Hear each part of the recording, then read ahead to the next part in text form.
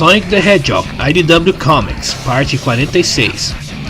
Belly está caída na floresta e vê a sombra de duas pessoas misteriosas.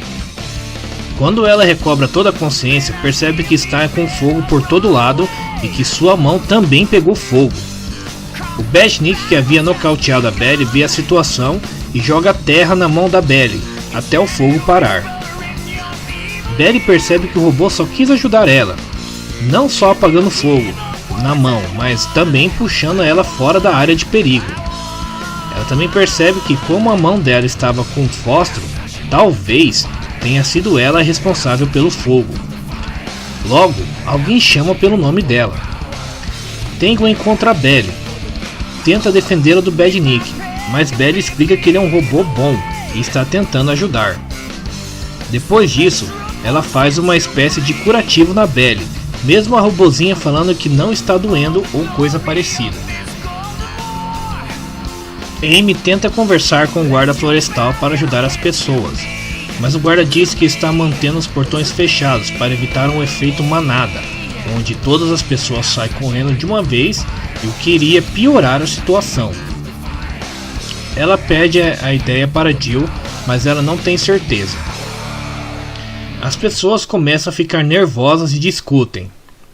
Um senhor vai bater boca com o guarda florestal, dizendo que ele tem família e crianças em perigo. O guarda responde que também tem família, pois seu filho está desaparecido. E o velho diz que viu com um wisp vermelho, que todos sabem tem poderes de fogo. Outras pessoas começam a discutir, mas a Amy tem uma ideia. A discussão começa a ficar feia, mas a Amy saca o seu martelo para fazer uma rachadura no chão. Não só no chão, mas até na pedra que ela estava. Agora que os ânimos acalmaram, ela começa a fazer um discurso, dizendo que os portões estão fechados, por uma boa razão, já que a estrada é pequena demais para muita gente sair de uma vez. Mesmo assim, o Sr. Ranheta quer saber como apagar o fogo. Então a Amy passa a vez para Jill falar e bolar um plano inteligente, já que ela não entende muito de logística.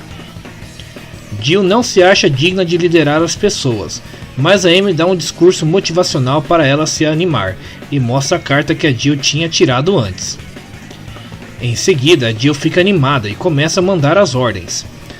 Todos que têm um veículo grande devem levar as crianças e os idosos para um lugar seguro. Depois disso, todos devem pegar o material de segurança com o guarda e cavar um perímetro em volta do lugar para conter o avanço do fogo. Enquanto isso, Tango e Belly estão avançando na floresta, e do outro lado do desfiladeiro encontram o filho do guarda com seu wisp. Elas tentam atravessar com cuidado, mas acabam escorregando. As duas meninas estão caindo ladeira abaixo, mas o Motorbuck vem para salvá-las.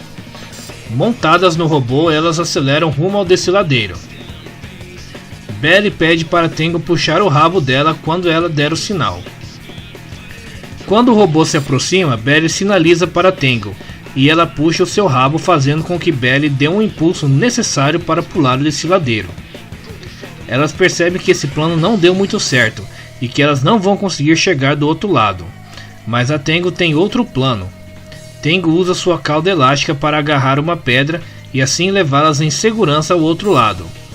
Quer dizer, nem tão segurança assim, já que elas espatifaram a cara no chão, né? Depois de se recomporem, Belly tenta conversar com o garoto, mas ele está muito assustado e com muito medo. Belly fala para ele que tem algo importante para dizer e aperta o seu nariz, que faz um barulho de buzina. Isso deixa o garoto mais feliz e Tango fica impressionada, mas a Belly fala para ela não contar para ninguém. Belly pergunta se o garoto estava lá quando o fogo começou, mas ele responde que não foi ele. Ele diz que viu duas pessoas que tacaram fogo, uma moça com grandes espinhos e um menino do tamanho dele. A moça soltou raios de sua mão e foi isso que fez o incêndio. Belly fica aliviada em saber que não foi ela que fez o fogo. Tango fica meio desconfiado da história do garoto, mas Belly confirma que viu alguém que se bate com essa descrição. Por isso logo eles vão embora. O menino fala que é só seguir rio abaixo e que eles chegam no acampamento. Porém, uma árvore pegando fogo cai quase em cima deles. Tangle salva a Belle e o garoto, mas o Motorbug é atingido. Na verdade, a árvore passa de raspão no robô e Tangle fica pendurado por um pouco para ajudar a Belle e o menino. Tudo parece ruim e fica ainda pior, já que a árvore cai inteira e faz com que o barranco desmorone. Todos vão cair. Tenha uma boa viagem e vejo vocês na próxima queda.